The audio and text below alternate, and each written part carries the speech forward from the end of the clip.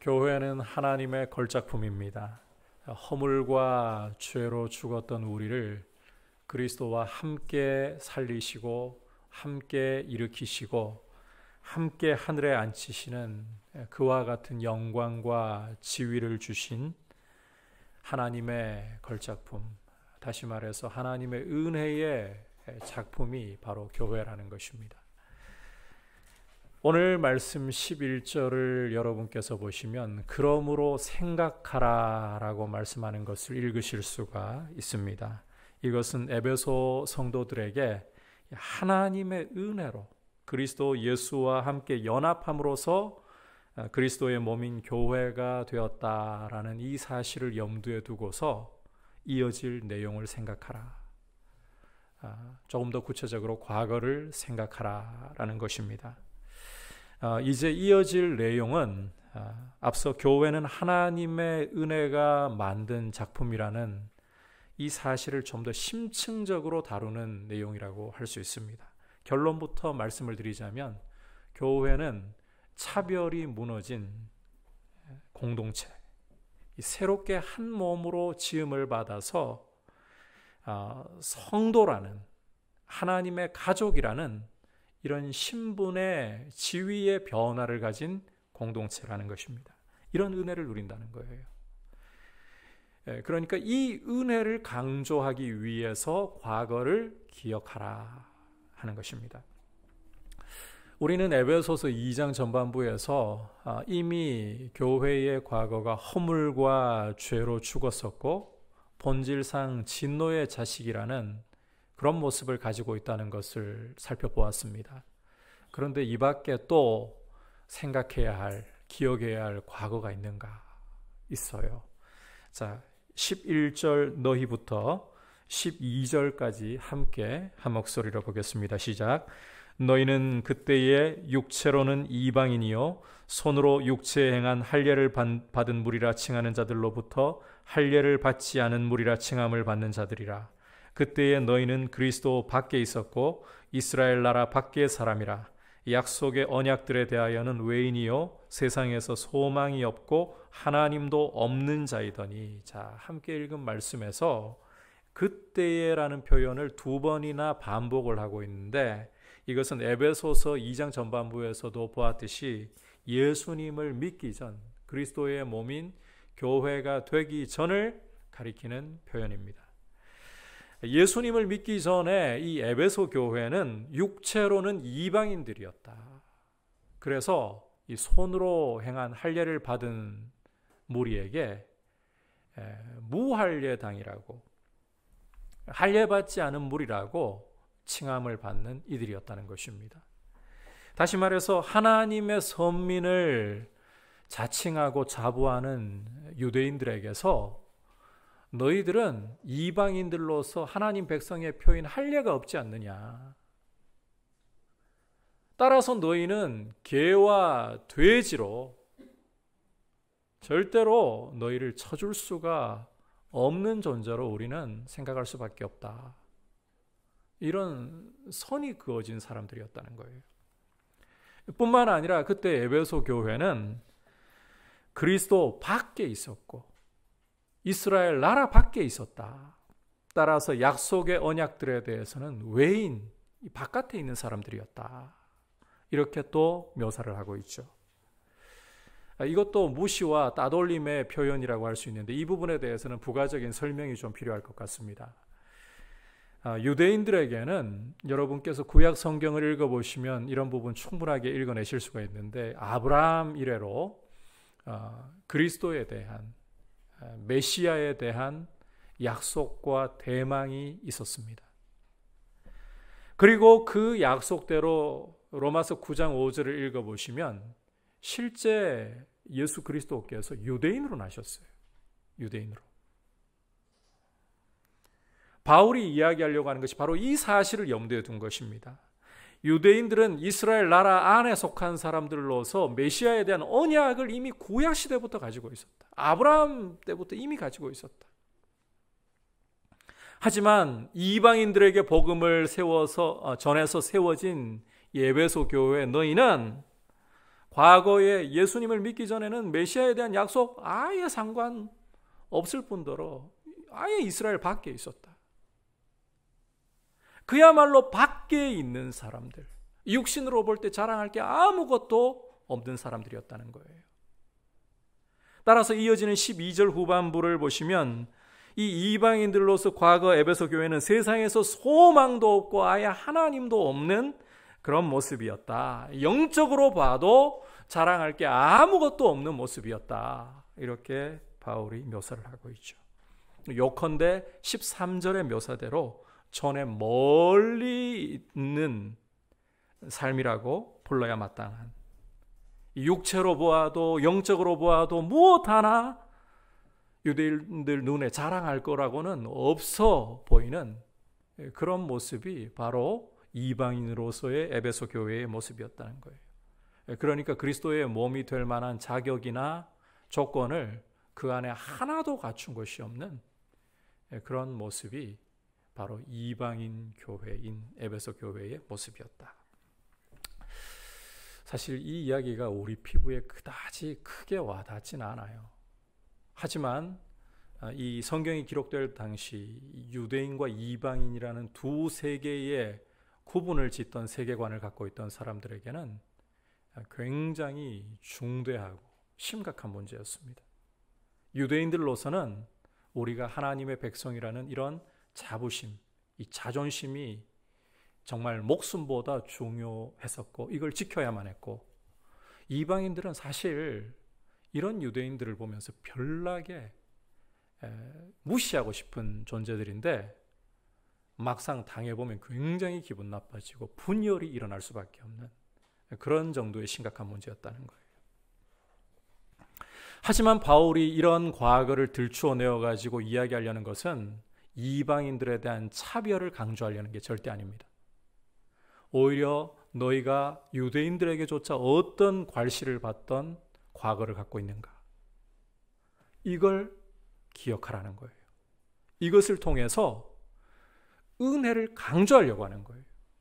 과거를 제대로 인식을 해야 은혜가 정말 은혜될 수 있기 때문입니다. 실제 이어지는 말씀을 보시면 바울은 이제 완전한 반전을 말씀을 하고 있기 때문입니다. 자, 계속해서 바울이 말씀하는 것을 보시면 이처럼 전에 멀리 있던 너희가, 전에 멀리 있던 이방인으로서 무할례 당이라고 조롱받고 그리스도도 없고 이스라엘 나라 밖에 있고 언약도 없고 하나님도 없던, 소망도 없던, 전에 멀리 있던 너희가 자, 이제는 어떻게 되었다? 가까워졌느니라. 가까워졌다는 거예요. 자, 그렇다면 이 가까워졌다는 말이 구체적으로 무슨 뜻인가? 우리 함께 19절 말씀을 한 목소리로 보도록 하겠습니다. 19절 같이 읽겠습니다. 시작. 그러므로 이제부터 너희는 외인도 아니요 나그네도 아니요 오직 성도들과 동일한 시민이요 하나님의 권속이라. 자, 함께 읽은 말씀에서 이제는 이라는 이 표현은 그때에 라는 표현과 대조적으로 예수님을 믿고 예수님 안에 있는 지금을 가리키는 표현이죠. 예수님을 믿고 예수님 안에 있는 지금, 너희는 더 이상 외인도 아니고 나그네도 아니다. 이전처럼 멀리 떨어져 있던 사람들이 아니다. 무할례당이라고 조롱을 받아야 되고 그리스도 밖에, 이스라엘 나라 밖에 약속도 소망도 하나님도 없는 자들이 더 이상 아니다. 아니, 너희는 오히려 성도들과 동일한 시민들, 하나님을 위해 구별된 거룩한 사람들, 그리고 하나님의 권속, 하나님의 가족이라는 거예요. 이것이 너희에게 일어난 반전이라는 것입니다. 자, 이처럼 성도가 되고 하나님의 권속이 되었다. 이것이 가까워졌다라는 말의 의미예요. 그냥 물리적 거리를 이야기하는 것이 아니라 완전한 신분의 변화, 지위의 변화. 이전에는 밖에 있던, 없던, 멀리 있던 존재에서 성도가 되고 하나님의 가족이 되는 지위와 신분을 누리는 것. 이게 가까워졌다라는 말씀의 의미라는 것입니다. 완전한 반전이 일어난 거예요. 자, 그렇다면 이 반전이 어떻게 일어나게 된 것인가? 13절을 여러분 다시 한번 보십시오. 가까워진 이유를 뭐라고 사도 바울이 설명하고 있습니까? 그리스도 안에서 그리스도의 피로.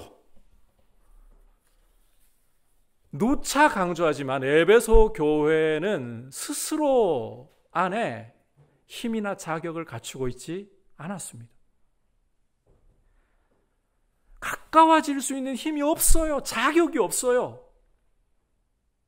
오직 이것은 예수 그리스도 안에서 그리스도의 피로 이루어진 일이라는 거예요. 예수 그리스도의 피가 진정한 신분의 변화, 지위의 변화를 가져왔다라는 것입니다. 삶의 반전을 가져왔다는 것이에요. 전에 멀리 있던 이방인들을 이제는 더 이상 외인이 아니라 이방인이 아니라 성도가 되게 하고 하나님의 가족이 되게 하는 이런 반전, 이런 신분의 변화, 지위의 변화를 가져왔다. 예수 그리스도의 피가. 이것을 통해 우리는 우리 인생의 진정한 반전은 오직 예수 그리스도의 피로 이루어진다. 돈으로 이루어지는 것도 아니고 세상의 명예와 힘으로 이루어지는 것도 아니고 한번 따라합시다. 예수 그리스도의 피로. 예수 그리스도의 피로 우리의 삶의 진정한 반전이 이루어지는 줄 믿습니다.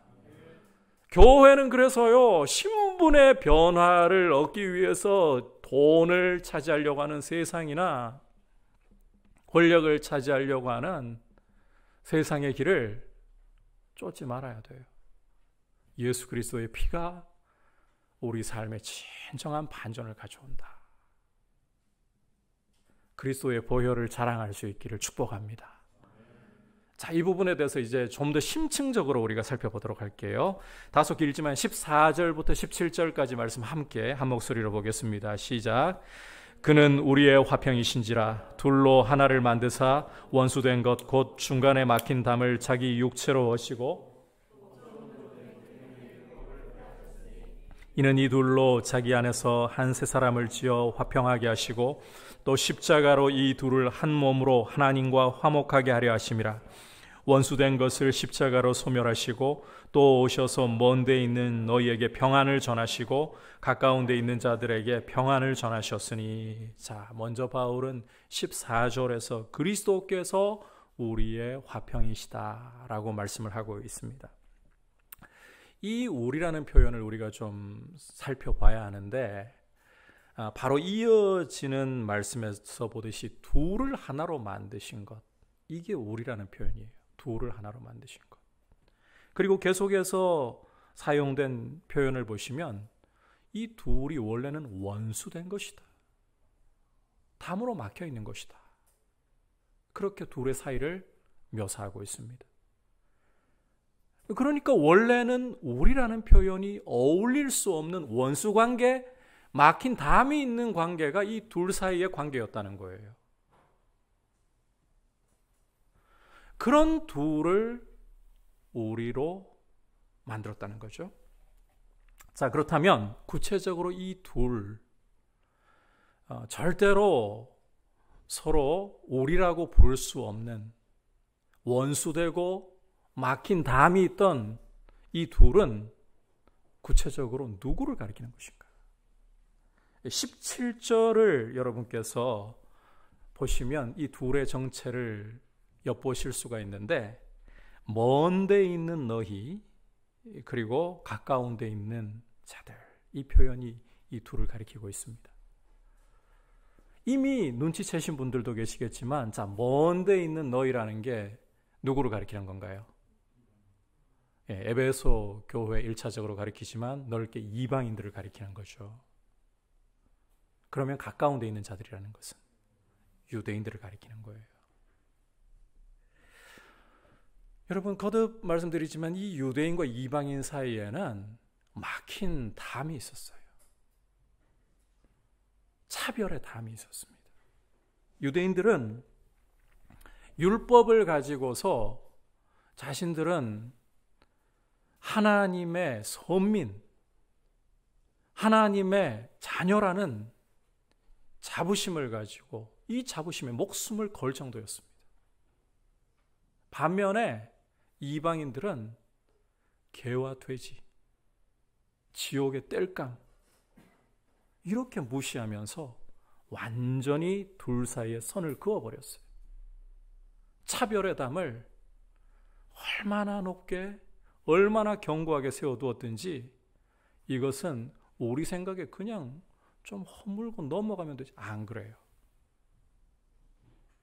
이 고대 세계의 성경이 기록될 때에는 이 차별의 담, 이 유대인들이 그어놓은 선은 절대로 지워질 수도 무너뜨릴 수도 없는 것이었습니다. 그래서 절대로 이 두 세계는 화평할 수가 없는, 하나가 될 수 없는 두 세계였다는 거예요.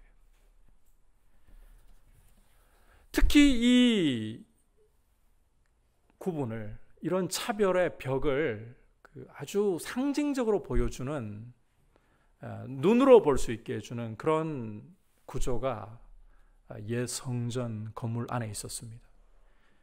이 성전 안에는 좀 넓게만 이야기를 할게요. 유대인의 뜰과 이방인의 뜰이 따로 있었어요. 이 유대인의 뜰에는 이방인들이 아무리 유대교로 개종을 하고 할례를 받아도 못 들어갑니다. 왜냐하면 이 두 뜰 사이에는 벽이 하나 세워져 있었는데, 역사가 요세푸스에 따르면 이 문을 넘어서서 유대인의 뜰로 들어가려고 하는 이방인들은 죽어도 가하다, 사형이 선고되어 있었어요. 절대로 이방인으로서 유대인들처럼 행세하려고도 하지 말고 유대인에게 넘어오지도 말라는 거죠. 이렇게 옛 성전에서부터, 율법의 상징인 성전에서부터 유대인들과 이방인들 사이에는 넘을 수 없는, 결코 무너뜨릴 수 없는 차별의 벽이 있었습니다. 그런 관점에서 보니까 이방인들은 멀리 있을 수밖에 없는 존재예요. 절대로 가까이 갈 수 없는 존재. 따라서 이 가까워졌다는 것은 이 차별의 벽을 허물고 둘 사이에 화평을 가져온다라는 그런 뜻을 갖고 있는 거예요. 이 화평을 누가 이루셨다? 그리스도께서 이루셨다. 16절에서 보듯이 그리스도께서 이 유대인과 이방인 사이에 있는 이 차별의 담을 십자가로서, 십자가에 달려 그 보배로운 피를 흘리심으로써 허물어 주셨다. 더 이상 이 차별의 벽이 서 있지 않고 완전히 무너졌다. 그리스도의 십자가는 유대인과 이방인이라는 절대로 하나가 될 수 없는 이 두 세계 사이에 있는 차별의 담을 완전히 허물어 이 두 세계를 화해시키는, 서로의 관계가 이 하나가 될 수 있는 놀라운 역사를 가져오는, 사실상 불가능을 가능케 하는 능력의 십자가입니다. 십자가로서만이 차별의 벽이 무너질 수 있고 화해할 수 없는 두 세계가 화해될 수가 있는 것입니다. 주목할 것은, 자, 그리스도께서 이런 화평을 이루신 분이다. 근데 이 화평이라는 게 그냥 관계 개선 차원이 아니라는 거예요. 벽을 허물었으니까 그냥 관계가 잘 개선된 차원, 이 정도 생각하기가 쉬운데, 유대인들과 이방인들 서로의 차이는 인정해도 이제는 그래도 좋은 관계로 함께 손잡고 가보자, 그 정도 아니라는 거예요. 이것은 완전히 새로워진 것. 이 차별의 벽을 허무는 정도, 관계 개선 정도가 아니라 이제는 유대인과 이방인 이 두 세계를 연합시켜서 새로운 한 몸으로 만드는 화평이라는 거예요. 남이 아니에요. 이전에는 원수였어요. 담이 있었어요. 절대로 너희는 넘어올 수 없어. 개종해도 할례받아도 소용없어. 유대인, 이방인, 이 태생적인 벽은 절대로 할 수 없고 넘어올 수 없어. 그런데 예수 그리스도의 보혈은 이 벽을 무너뜨리는 정도가 아니라 이 두 세계를, 유대인과 이방인이라는 이 두 세계를 한 몸으로, 한 새 사람으로 성령 안에서 만들어버리는 새로운 질서를 가져왔다는 거예요. 그렇게 새롭게 만들어진 공동체가 바로 교회이다. 이게 교회입니다.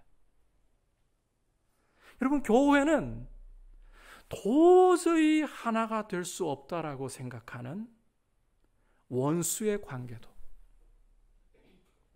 도저히 너하고는 같이 걸어갈 수 없다라고 차별하던 관계마저도 다 십자가의 보혈로 그 벽을 무너뜨려서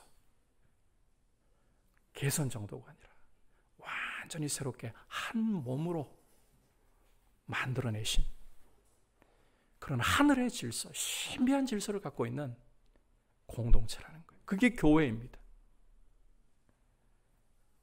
따라서 이제는 한 새 사람이 있는 거예요. 그리스도 안에서 십자가 앞에서는 모든 담이 무너지고 오직 하나의 몸이 있을 뿐인 거예요. 이게 바로 교회이다. 이게 세상이 흉내낼 수 없고 세상이 알 수 없는 이런 신비를 가진 공동체가 바로 교회이다. 이와 같은 기초 위에 서 있기 때문에 여러분, 교회 안으로 들어온다면, 그리스도 안에 있다면, 십자가 앞에 있다면 이제는 원수된 것들을 청산해야 되는 것입니다. 모든 차별을 청산해야 되는 것입니다. 그게 교회입니다. 우리의 힘으로 하는 게 아니에요. 예수 그리스도의 보혈의 능력으로 그리스도 안에서 하는 것이에요. 따라서 교회는 예수 그리스도의 십자가만을, 그 보혈의 공로만을 자랑해야 마땅한 것입니다. 이것이 교회라면 교회는 서로를 돌아보고 서로에게 관심을 보이고 서로를 도와주고 서로를 사랑하면서 한 몸이기 때문에. 여러분, 손가락 하나 잘려나갔는데 잘려나갔네. 그럴 분 누가 계시겠습니까? 잘려나가는 순간 비명을 지르고 이 손가락을 움켜잡고서 그 손가락을 찾아야 되고, 이걸 어떻게 하면 붙여야 될까? 그게 몸이잖아요. 이제는 서로 나뉠 수 없는, 그리스도 안에서 서로 사랑하고 서로 돌아보며 서로를 도와야 하는 그런 한 몸, 이게 교회라는 거예요. 이 안에서는 어떤 차별도 일어나서는 안 돼요. 밖에서 우리가 어떠한 지위와 신분을 가지고 있든지 간에 교회 안으로 들어온 여러분들은 예배당 안에서든 예배당 밖에서든 그리스도 안에 있는 여러분들은 누구도 차별하려고 해서는 안 돼요.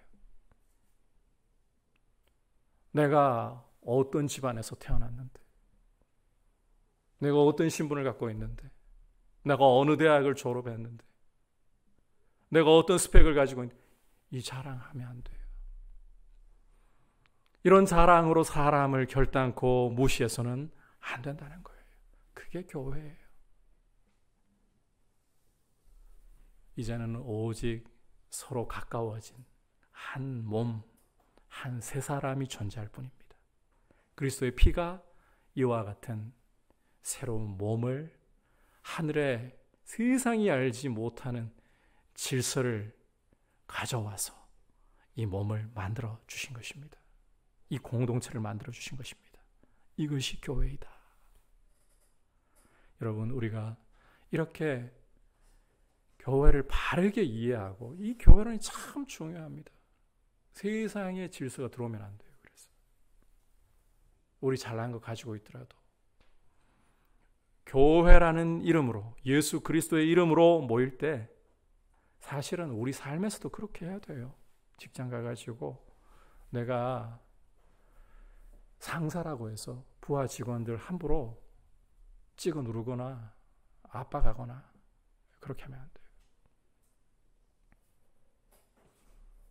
돼요. 가정에서도 이 남편이, 이 아내가, 자녀들이 서로를 누르려고 하는 관계가 아니라, 이 죄가 들어오고 난 후부터 여러분이 창세기 3장에서 아담과 하와에 대해서 하나님이 심판을 선언하시는 내용을 읽어보면 특히 하와 부분에서 너는 남편을 사모하고, 이게 원문의 의미를 살펴보면 남편을 사랑한다 이런 뜻이 아니라 남편의 지위를 사모하고 이런 뜻이에요.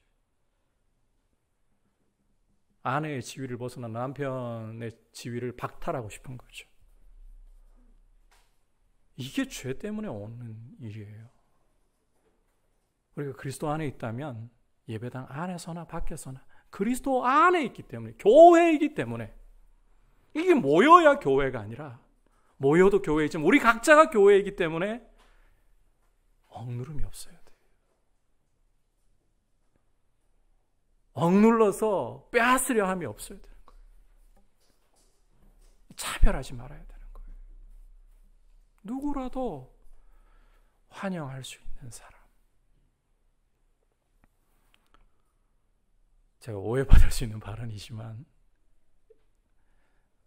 이야기를 하자면, 우리가 동성애는 분명히 죄라는 사실을 절대로 타협하면 안 돼요. 하지만 동성애자라도 여러분 사랑할 수 있는, 긍휼히 여기고 그들도 예수 그리스도의 품 안으로 돌아오기를 바랄 수 있는 그런 사람이 되어야 돼요. 그게 차별이 없는 모습이고, 그것이 벽을 무너뜨린 십자가의 보혈의 능력을 경험한 교회의 모습이어야 되는 거예요. 여러분, 이렇게 우리가 함께 서로를 돌아보고 서로를 돕는, 서로 사랑하는 거룩한 이 하늘의 질서를 가지고 세상이 알지 못하는 신비를 가지고서 함께 서 있기를 주님의 이름으로 축복합니다. 하지만 이 가까워졌다는 것은 단지 차별을 없애고 한 몸을 만들었다는 것으로 그치지 않습니다. 이보다 더 중요한, 아니 가장 중요한 가까워짐이 아직 남아 있습니다. 무엇이냐? 바로 따라합시다. 하나님과의 관계입니다. 하나님과의 관계예요. 이게 제일 중요한 거예요. 참고로 17절을 보시면 오셔서 먼 데 있는 너희에게 평안을 전하시고 가까운 데 있는 자들에게 평안을 전하셨다라고 하는데, 이방인들 뿐만 아니라 유대인들도 뭐가 필요하다고 지금 말씀하고 있나요? 17절을 보니까 평안이 필요하다. 그 말인즉슨 유대인들이 아무리 자신들을 하나님의 자녀라고, 하나님의 선민이라고 그렇게 지켜 세우고 자존심을 세울지라도 평안이 필요하다는 거예요. 그냥은 이방인들이나 똑같이 죄 아래 있고 하나님의 진노 아래 있다는 거예요. 잘난 척 해봤자 똑같은 죄인일 뿐. 따라서 이방인들뿐만 아니라 유대인들 역시 하나님과의 화목이 필요한 것이고, 율법이 아니라 성령의 새로움으로 이제 세워져야 할 필요가 있는 거예요. 따라서 바울은 16절 전반부와 18절에서 이렇게 말씀을 하고 있습니다. 함께 이어서 이 두 말씀 보도록 하겠습니다. 시작. 또 십자가로 이 둘을 한 몸으로 하나님과 화목하게 하려 하심이라. 이는 그로 말미암아 우리 둘이 한 성령 안에서 아버지께 나아감을 얻게 하려 하심이라. 자, 그리스도의 십자가로 유대인과 이방인의 차별을 무너뜨리고 이 둘을 한 몸으로 만드신 것은 궁극적으로 하나님과 화목하게 하시려는 거예요. 하나님과 화목하게. 그래서 이제는 이 둘이 한 성령 안에서, 율법이 아니라 한 성령 안에서 그리스도의 한 몸을 이루어서 하나님 아버지께 나아감을 얻는 것입니다. 여러분, 하나님과의 화목보다 더 중요한 것은 없어요. 유대인, 이방인의 구분, 하나님과의 화목이 없으면 다 부질없는 것이에요. 어떤 자랑과 어떤 차별, 하나님과의 화목이 없으면 다 부질없는 거예요. 다 죄 가운데에서 우상에게 끌려가고 하나님의 진노 아래에 있는 그런 삶일 뿐인 것입니다. 그걸 피할 수가 없어요. 따라서 하나님과의 화목보다 중요한 것이 존재할 수 없다. 더 중요한 것은 없다. 이 하나님과의 화목을 이루는 것이 바로 십자가라는 거예요. 십자가의 보혈만이 이 화목을 인생에게 가져오는 것입니다. 세상에서 아무런 소망도 없고 하나님도 없던, 밖에 있던, 멀리 있던 이들도, 가까이에서 하나님 백성이라고 자부하던, 하지만 실상은 죄 가운데 진노 아래 있던 이들도 동일하게 그리스도의 피가, 오직 그리스도의 피가 화목을 가져오고 하나님을 아버지로 부르며 나아가게 만들어 주는 것입니다. 예수의 보혈밖에 없습니다. 그렇게 하나님과 화목된 공동체, 그리스도의 피로 화목된 공동체, 이게 교회예요. 그래서 19절을 우리가 앞서 보았지만 그리스도의 피로 하나님과의 화목을 이룬 이런 사람들을 더 이상 이방인, 유대인 구분하지 않고 성도라, 하나님의 가족이라고 부르는 것입니다. 이런 것이 진짜 가까워짐인 거예요. 결국은 이 가까워짐의 핵심은 하나님과의 화목이에요. 이런 가까워짐, 이방인과 유대인의 차별을 무너뜨리고 한 몸을 이루어서 궁극적으로 하나님을 아버지라 부르며 나아갈 수 있게 하는 이런 가까워짐이야말로 진정한 가까워짐이고, 이 가까워짐이 아니고서는 우리 인생은 가까워짐이 무엇인지를 모르는 것입니다. 이 가까워짐을 가능케 하는 것은 예수의 보혈밖에 없습니다. 십자가의 화목만이 오직 이 가까워짐을 가능케 하는 거예요. 따라서 여러분, 그리스도의 십자가만을 교회 안에서 자랑할 수 있기를 축복합니다. 그리고 여러분들이 이 예배를 드리러 올 때마다 제가 여러분 개개인의 마음을 꿰뚫어 볼 수도 없고 보이지도 않고, 하지만 제 자신을 통해서 여러분들을 부분적으로는 볼 수 있을 것 같아요. 예배를 드리러 오실 때마다 여러분 아마 보편적으로는 예배당 안에 발을 들이기 전까지, 그리고 이제 예배를 드리기에 앞서서 준비하면서 기도하기 전까지는, 혹은 찬양이 울려 퍼지기 전까지는 그냥 일상적이고 무덤덤한 모습이 참 많을 것 같아요. 그런데 기도를 하면서부터, 찬양이 울려 퍼지면서부터 우리 마음속에 부담이 오기 시작합니다. 한 주간 어떻게 살았던가가 더 선명하게 드러나고 보이기 시작합니다. 하나님 앞에 잘 산 것, 그런 흔적은 찾아보려고 해도 뭐 했다고 한들 이게 보니까 자발적으로 잘한 것보다 마지 못해서 어거지로 한 경우가 더 보이고, 대체로는 실패한 내 모습, 죄로 무너진 내 모습이, 그것도 우리 무너짐이라는 게요, 반복되는 죄로 그렇게 무너져요. 뭐 새로운 죄 짓고 이런 것보다 같은 죄를 반복해서 지으면서 무너져요. 이러한 모습 때문에 마음이 짓눌리고 하나님 앞에 나아가는 게 대단히 불편한, 내가 이렇게 참 하나님 앞에 나갈 자격이 있을까, 이런 눌림이 오는 것이 참 많은 분들의 모습이 아닐까. 제가 여러분들 꿰뚫어 볼 수는 없지만 예배가 시작되면서 그런 일들이 많이 여러분의 마음에 일어날 것 같아요. 저도 예배가 시작되면 그런 경우가 참 많고, 심지어 설교자로서 강단에 어떻게 올라가서 말씀을 전할 자격이 있을까, 이것까지 생각이 돼요. 그런데 여러분, 우리 실력, 우리 자격을 생각하면 절대로 못하죠. 아무리 여러분이 스스로 깨끗하게 씻고 정결하게 하려고 한들 소용없어요. 그걸로 하나님 눈을 만족시킬 수가 없고 하나님의 깨끗하다 하심을 받을 수가 없어요. 우리가 하나님 앞에 나올 수 있는 유일한 길은 하나님의 긍휼하심이에요. 예수 그리스도의 보혈밖에 없어요. 우리의 모든 죄와 허물을 그 몸으로 짊어지시고 십자가에 우리 대신 달려서 저주를 당하시고 버림을 당하시면서 심판을 당하신 그리스도께서 흘려주신 값으로 치러주신 그 피만이 우리의 모든 죄와 허물을 덮고 우리의 모든 연약한 모습들을 덮고 하나님 앞에 나올 수 있는 우리의 자격이고 우리의 실력인 것입니다. 그러면 이렇게 묻고 싶으신 분들도 계시겠죠. 하지만 한 주간 동안 지었던 죄는 어떻게 되나요? 그리스도의 보혈을 의지하고 하나님 앞에 두려움 없이 가까이 나아가는 거 너무 감사한 이야기예요. 그런데 내가 지은 죄는 어떻게 되는 건가요?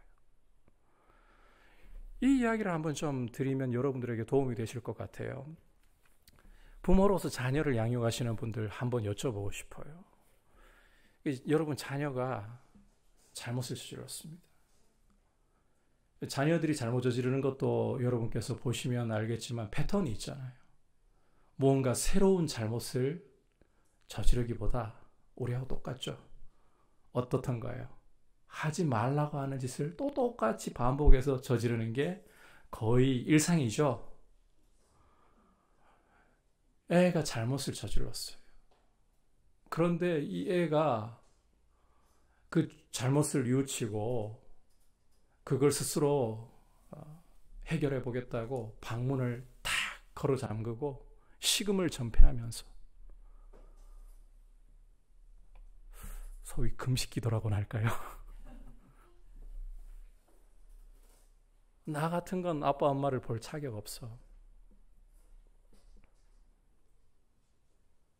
이러고 계속 방문 걸어 잠근 채 아무리 불러도 아무리 문을 두드려도 그렇게 혼자서 그 무거운 짐을 짊어지고 있다.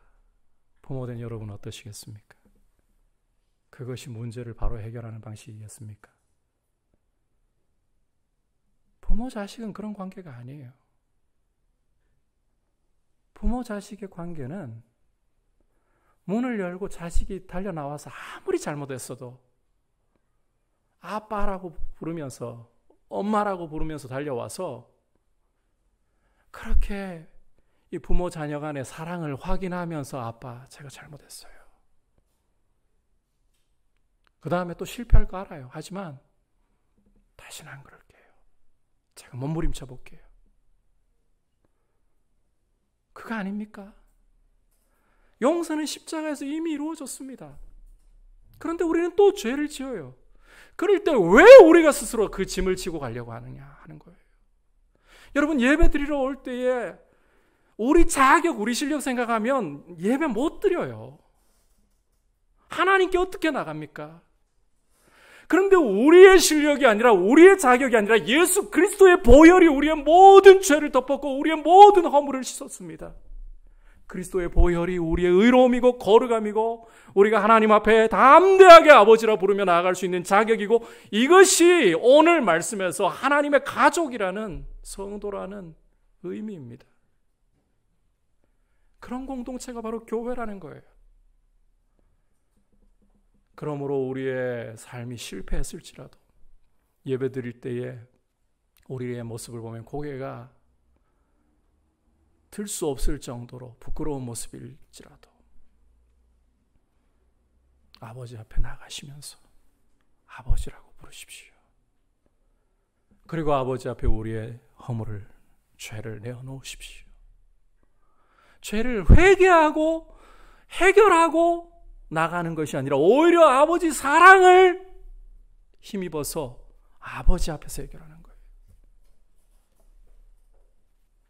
이런 사랑을 받는 이 아버지와의 자식의 가족의 끈이 누구도 끊을 수 없도록 연결되어 있는 공동체, 이게 교회예요. 시간이 좀 흘러가지만 좀 책을 읽고 어떤 신학적인 연구를 나름대로 하려고 하는 분들이 목회자 아니라도 계시잖아요. 소위 세관점 학파라는 이들이 있습니다. 세관점 학파라고. 우리나라에서 지금 그쪽으로 많이 넘어가 버린 대표적인 학자가 김세윤 박사님이에요. 그리고 여러분들께서도 아마 이름을 들어보셨을 만한 분들일 수도 있는데 제임스 던이라든지 이런 이 세관점 학파에서 이야기하는 게 뭔가, 이분들은 도덕적인 관점에서 교회의 문제를 바라보면서 출발을 했습니다. 교회가 왜 이렇게 도덕적으로 세상보다 못한 모습들을 보이는가. 그래서 이분들이 하는 주장을 들어보면 유보적인 칭의, 용어가 좀 어렵죠. 갑자기 뒤에 가다가 좀 어려운 이야기를 하죠. 유보적인 칭의 무슨 말인가 하면요, 예수님을 믿는다는 것은 예수님을 삶의 주인으로 모시는 것이다. 이런 그 주인과 종으로서의 언약 관계 속에 들어가는 것이다. 그런데 이 주인과 종으로서의 언약을 지키지 않는다면 하나님의 자녀라도 구원에서 탈락할 수 있다. 이 의라는 것은 최종적으로 최후 심판대 앞에 섰을 때의 그리스도의 중보로 완성되는 것이다. 이렇게 이야기를 해요. 이게 유보적인 칭의라는 말이에요.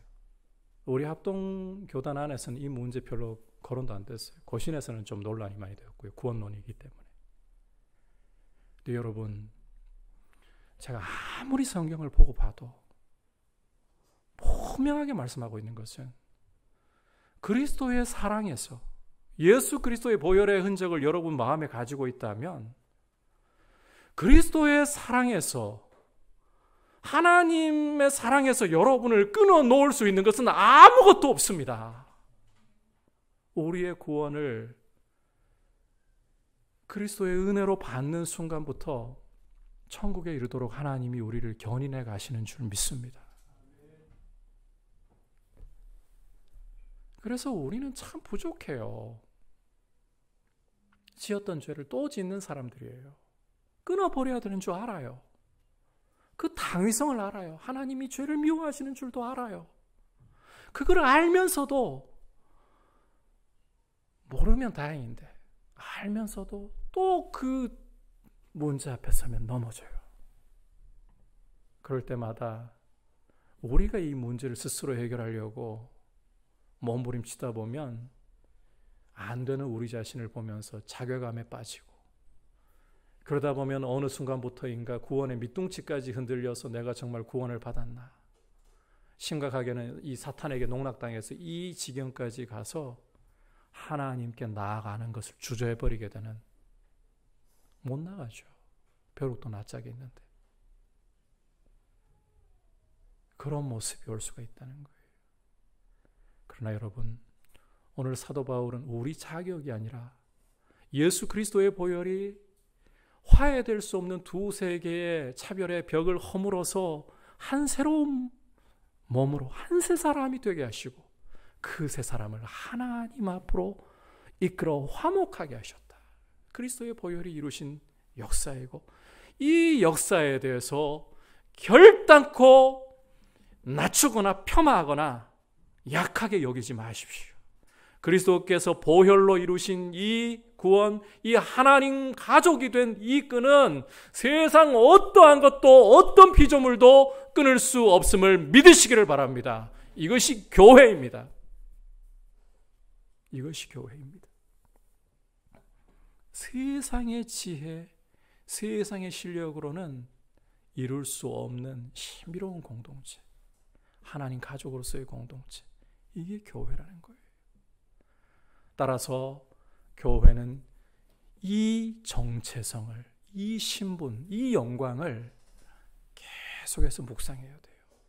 여러분, 이 교회론 위에 서 있어야, 그리고 이 교회론을 가지고 이 교회론에 합당하게 교회를 세워가야 교회가 아주 영광스럽게 세상을 향해 빛을 비추면서 영향력을 끼칠 수가 있는 것입니다. 이 교회론을 여러분 자랑하셔야 돼요. 지금은 많은 욕을 먹고 있습니다. 교회가 참 많은 욕을 먹고 있습니다.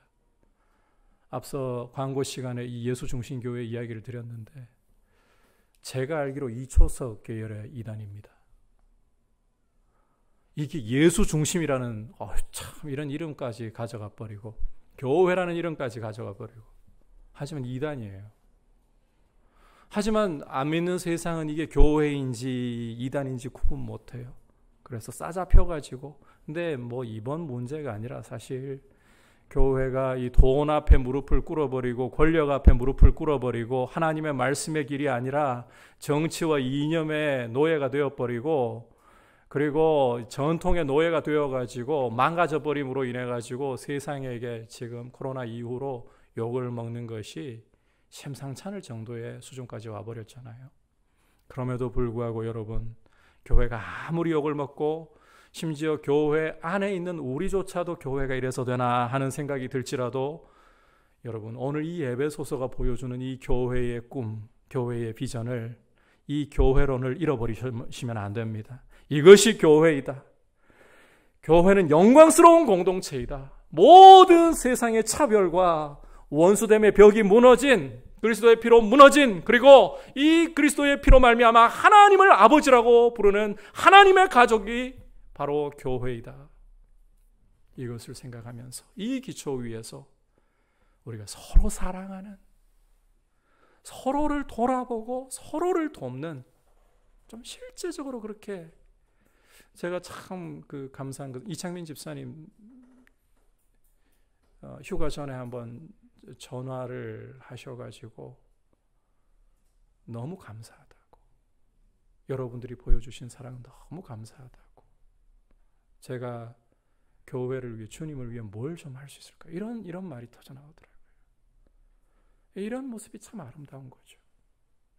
그렇게 말과 혀로만이 아니라 우리에게 하나님이 물질을 주셨다면 지혜를 주셨다면 힘을 주셨다면 그것을 함께 나누면서 이 교회론을 가지고 서로 세워갈 수 있는 이런 아름다운 모습 될 수 있기를 주님의 이름으로 축복합니다. 오늘 말씀을 이제 정리하도록 하겠습니다. 여러분 교회는 하나님의 작품으로서 전에 멀리 있던 과거를 기억을 해야 합니다. 하지만 이 멀리 있던 존재가 가까워져서 한 몸이 한 세 사람이 되고 성도가 되고 하나님의 가족이 된 공동체 이게 교회이구나. 이것은 그리스도의 피로만 이루어지는 것입니다. 따라서 교회는 그리스도의 피만을 자랑하고 서로 사랑하는 것입니다. 이런 귀한 공동체 세워나갈 수 있기를 축복합니다. 이제 말씀을 생각하면서 찬송가 284장 고백드리겠습니다.